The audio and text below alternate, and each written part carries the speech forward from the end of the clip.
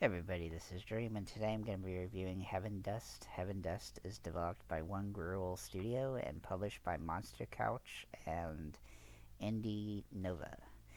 Heaven Dust is $10 on Xbox, and it's classified as a survival horror game. I'm, I'm not saying it's not that. It definitely is, because you definitely are a character and you have to find things to survive, like a gun and bullets and uh, stuff to keep you healthy and things of that nature.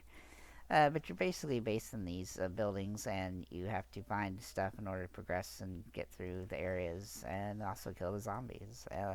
I didn't really feel like I was ever at too much risk of getting killed. I'm not sure that if it was because the difficulty wasn't too terrible when it comes to killing the zombies, or if it was just the fact that it's not as survival as maybe saying it's a survival horror game implies.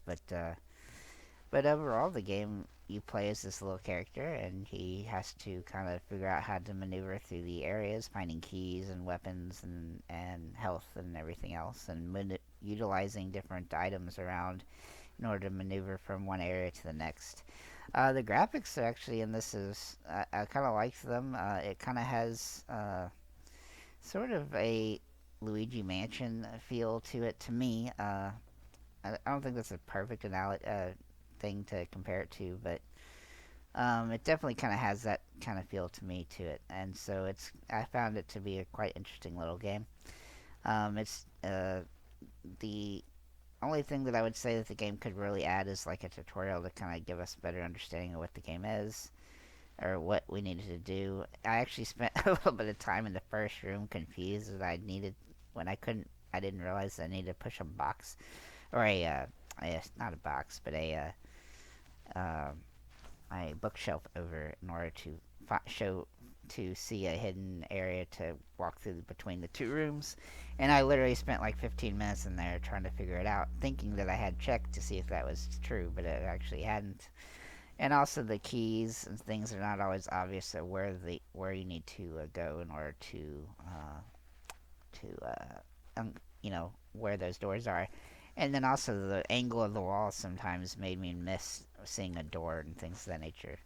But overall, the game graphics are really well done, and I also kind of liked that you kind of had a ghost outline when you were behind walls and things, so you could always see where you were.